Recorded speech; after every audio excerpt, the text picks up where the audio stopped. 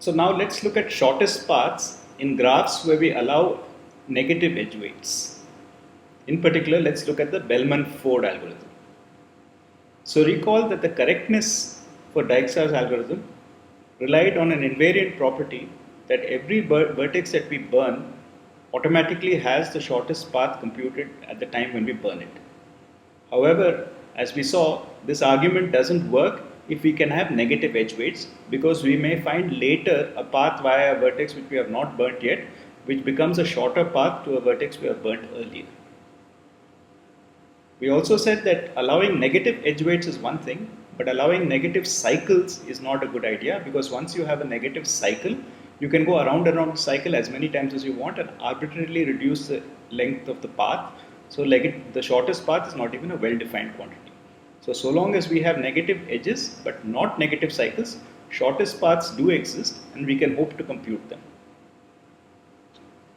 So let's first look at two basic properties about shortest paths, which hold regardless of whether the edges can be negative or not, provided we don't have negative cycles.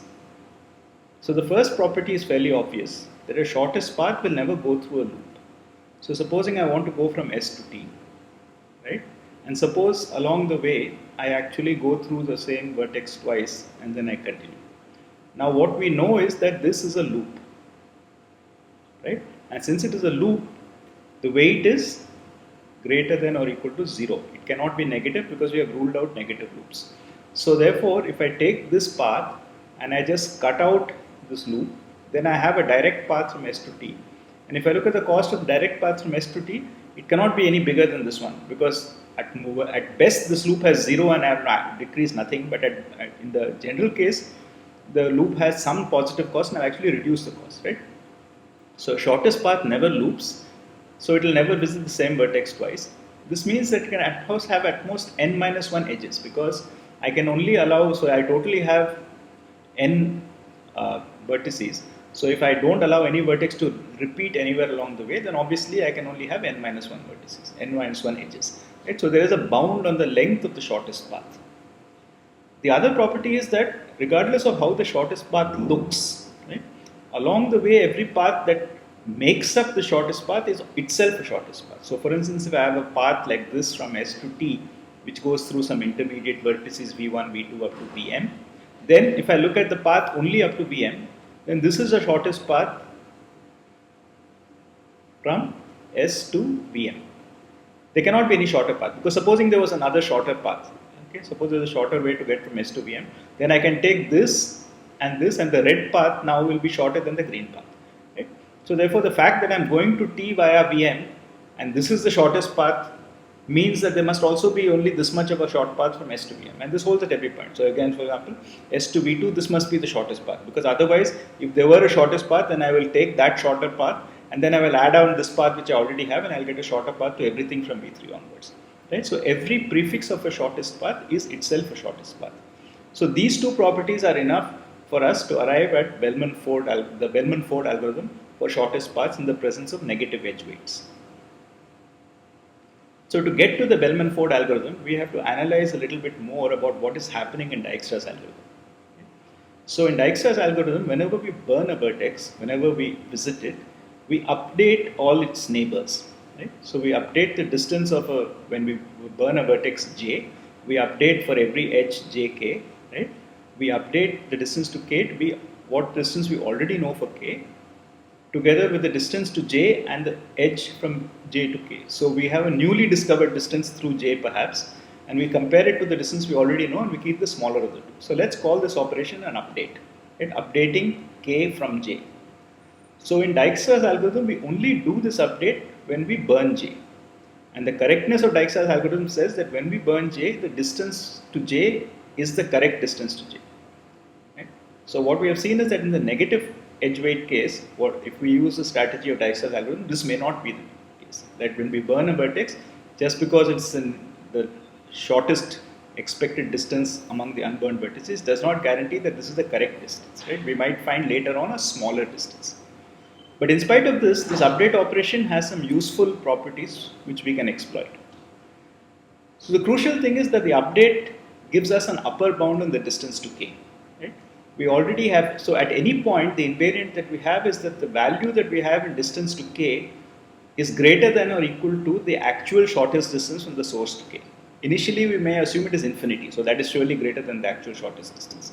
At any point when we reduce it because we have found a concrete path which gives us a shorter distance. Right? So when we do this, after this update, we know that the distance to k is no more than the distance we have just discovered through j. Because if it was already less, then we keep it that way because we found it through a previous j prime, or we have found it now, in which case we have updated it in this update operation. This also means, because of our previous observation about shortest paths, that if actually on Dijkstra's algorithm also, that if distance j is actually correct, and the shortest path now consists of just adding this edge, okay, we are not claiming it is, but if it is the shortest path, then the distance to k will be correctly computed. Okay? So in a nutshell, this update operation is a safe operation because it will never bring distance of k below the actual value. So it will always be above the value that we want. So we can keep doing spurious updates or unnecessary updates and it doesn't hurt us. Okay, so redundant updates cannot upset this calculation. It just may not make progress, but it will not send us to a situation from which we cannot recover the minimum cost. Because we will always be at or above the minimum cost. So whenever we do a min, we will always be coming down but not crossing below the actual value we want to find.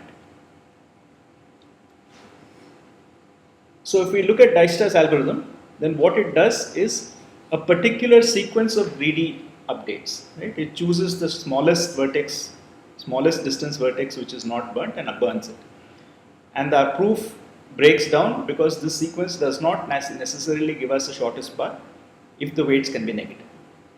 So a natural question to ask is, what sequence of updates should I do in order to actually get the shortest path? Is there a better way of computing this, the sequence of updates rather than going via the greedy heuristic of Dijkstra's algorithm? So suppose we have two vertices s and t. We want to find the shortest path from s to t, and suppose there is a shortest path, okay, which goes via v1 to vm as we have seen before. Now, if we do the updates in this order, that is, we first compute the update from s to v1, then we compute v1 to v2, then we compute v2 to v3. In between, we can do other things. It's only that these updates happen in this sequence. Then v3 to v4 and so on, and finally we do vm to t. Then what do we know? Well, we knew earlier that if we had correctly computed the distance up to s, then this update will correctly compute the distance up to v1 because this is the second last node on this, right? So if distance of j is correct and j is the second last node on the shortest path to k, distance of k is correct after the update. So because distance of s was 0 and it was correct, when we do update SV1, this distance becomes correct. Now we might do all sorts of other updates which don't bother us. But now when we come to V2, we will be updating V2 from V1, and V1 is the second last path and this shortest path. And therefore this also becomes a correct value. And then this also becomes a correct value. Right? So in the middle of all these updates, if we identify this particular subsequence of updates, S to V1, then V1 to V2, then V2 to V3, then we have got the distance. Okay? So now the question is, how do we make sure that we have this sequence of updates for S and T? So Bellman-Ford algorithm basically says, don't try to find a particular sequence, just generally compute all possible sequences of updates. So at a high level, this is the algorithm. It says initially assign the distance of S to be 0 and the distance of U to be infinity for every other vertex. Now you just blindly do every update n minus 1 times. Right? So what you do is initially you update for every edge, given the fact that S has distance 0 and U is infinity otherwise. Then we update everything. So all of these updates where S is the source vertex and V is the target vertex, these will give us now some finite values for these V's, whereas these will just remain infinity, right? So this will become finite and these will become infinity. Now you have done one full sequence of updates in which other than S, all the neighbors of S now have some finite values. Now you do this whole thing again. Right? So you update every edge again. And then you update every edge again. Now we know that a path, shortest path between any two vertices has at most n minus 1 edges. Therefore, if we do this thing n minus 1 time, the claim is that if I want any sequence of updates, I might find a sequence of updates which goes like this, or I might find any sequence of n minus 1 updates, which is a legal path, will be represented in this.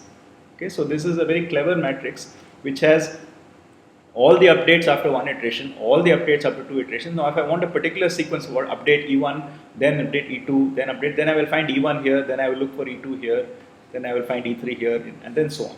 Right? So every possible path is represented. In particular, given our example here, where the path goes from S to V1, V1 to V2, and so on, then we find that the first update comes in iteration 1. Then after having updated V1, the next iteration V1, V2 gives us the correct distance to V2.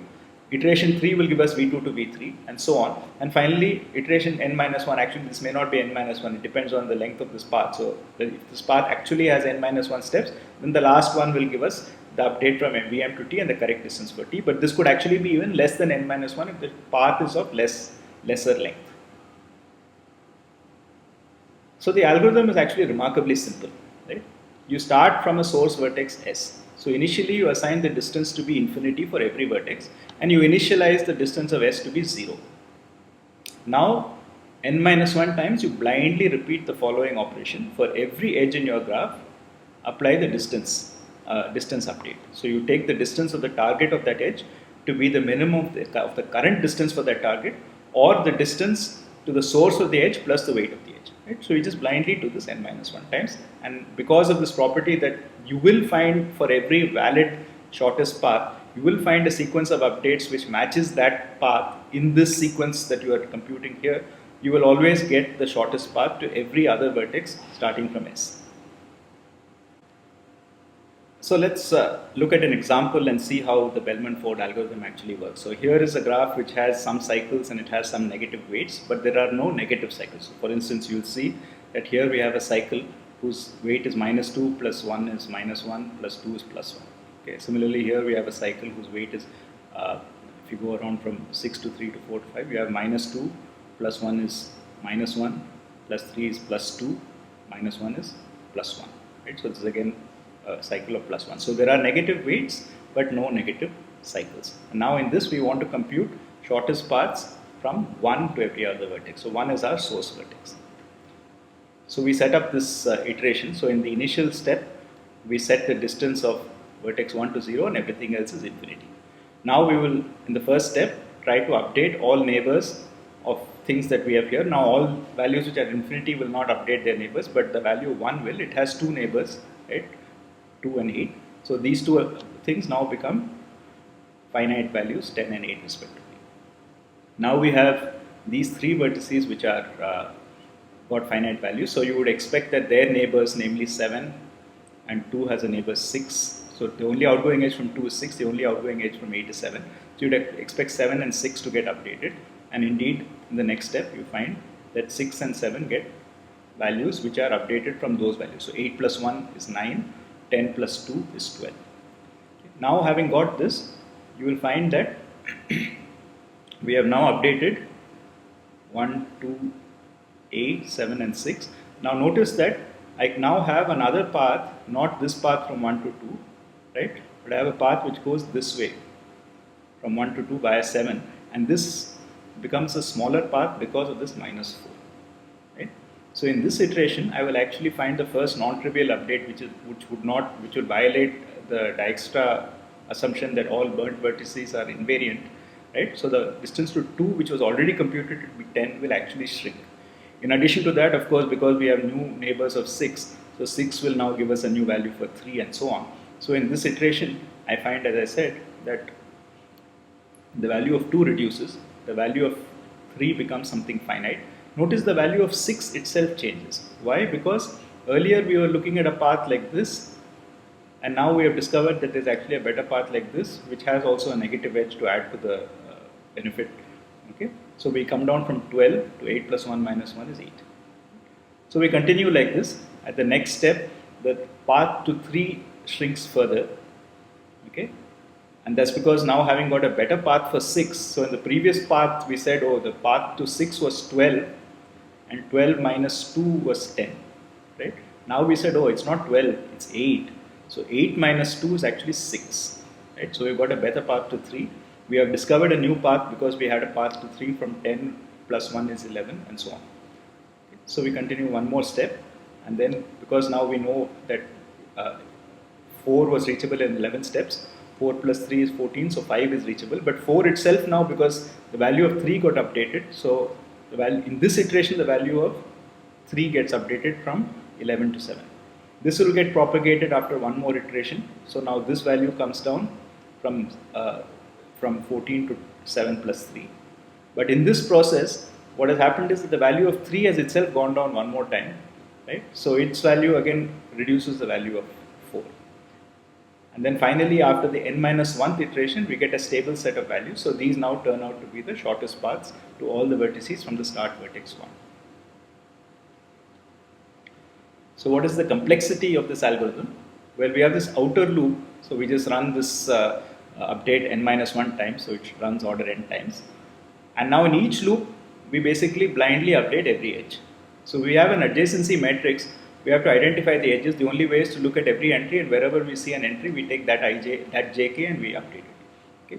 But in an adjacency list, we have exactly the edges that we want, right? So we have 1, 2 up to n, and we have exactly the edges. So we can do this update in order n time. So if we use an adjacency matrix, just identifying which are the edges takes us order n square time, because we have to probe every entry in the adjacency matrix. Adjacency list, we can do it in order m times. So therefore, if we use an adjacency matrix representation, overall Bellman-Ford algorithm takes n cube time, whereas with an adjacency list representation, we can reduce it to mn, and so if therefore the number of edges is small, this is going to be a much better solution than n cube.